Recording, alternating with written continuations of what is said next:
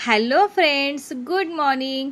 Part 1 मध्ये तुम्ही पाहिलं आहे की मी आणि दीदी संडेला सकाळी लवकर कुठेतरी गेलो होतो, पण आम्ही सांगितलं नाही आम्ही कुठे गेलो होतो.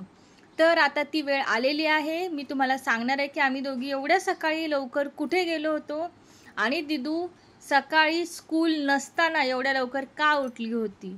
आणि पाहू शकता ट्रेनमधून प्रवास करायचा होता, तरीसुद्धा अगदी मस्त आनंदात होती दिदू. तर आता फायनली मी तुम्हाला सांगणार आहे की आम्ही दोघी कुठे गेलो होतो. आज आपल्या घरी एक नवीन मेंबर येणार आहे आणि तो मेंबर कोण आहे ते तुम्हाला लवकरच कळणार आहे. तर फायनली मी आणि दिदू योगिता ताईंच्या घरी पोचलो. मी आणि दिदू आलेलो आहोत गोल्डीला घेण्यासाठी. भरपूर साऱ्या कॅट्स आहेत, तुम्ही पाहू शकता, आणि सगळ्या एवढ्या मिक्स होत होत्या एकमेकांमध्ये, आणि इवन आमच्या जवळ सुद्धा लगेच येत होत्या. स्नो सुद्धा एवढ्या पटकन जवळ येत नाही कोणाच्यात, आणि स्नो घाबरून राहते.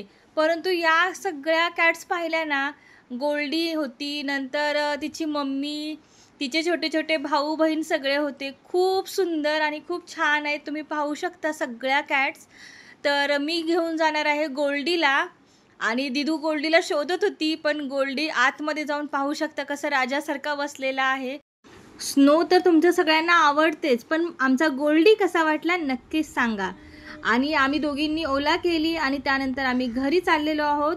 आणि गोल्डी पाहू शकता किती शांत बसलेला आहे, खूप छान आहे गोल्डी सुद्धा.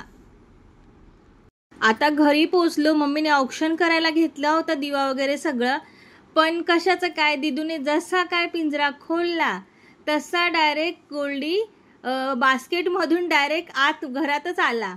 आणि नंतर सगळं नवीन होतं ना, तर तो सगळं बघायला लागला की बाबा मी कुठे आलं काय. त्या लोकांच्या मनात पण खूप सारे प्रश्न असणार आहेत, आणि म्हणून त्याला त्याचा वेळ दिला पहिला की नाही तू बघ. स्नोला त्याच्यासमोर आणलं नव्हतं कारण दोघं भांडणं करतील त्यामुळे. आणि गोल्डी पाहू शकता किती छान रुळलेला आहे, एकदम शांत बसलाय. अजिबात सुद्धा असं वाटत नव्हतं की तो नवीन घरी आलाय म्हणून. खूप छान सगळ्यांमध्ये मिक्स होत होता, किचनमध्ये हॉलमध्ये फिरत होता सगळीकडे.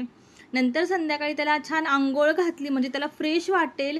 त्याला क्लीन केला एकदम छान, म्हणजे त्याला कसा प्रवास पण झाला होता. आणि पाहू शकता आपला गोल्डी कसा छान राजासारखा बसलेला आहे. गोल्डीला पाहिलं ना की मला खरंच असं वाटतं की एक राजाच बसलेला आहे मस्त असा. माणसांना जीव लावला ना तर ते विसरतात, पण प्राण्यांना जीव लावला ना तर ते कधीच विसरत नाहीत. आता मी स्नोला घेऊन येणार आहे कारण खूप वेळ झालेला संध्याकाळी. तर स्नो कॉटवरती बसली होती पाहू शकता तुम्ही, आणि ती फक्त दोघं एकमेकांना फक्त बघत होते, कारण स्नोला वाटत होतं की हा कोण आलेला आहे, आणि गोल्डीला वाटत होतं मी एवढा वेळ एकटा होतो आता ही कोण आलेली आहे.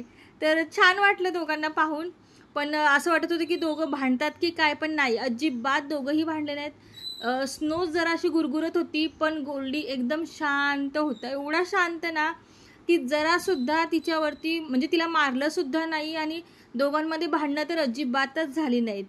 आणि दोघं पाहू शकता, स्नो पाहू शकते की ज्या जागेवर स्नो बसलेली असते तिथं गोल्डी गेला होता.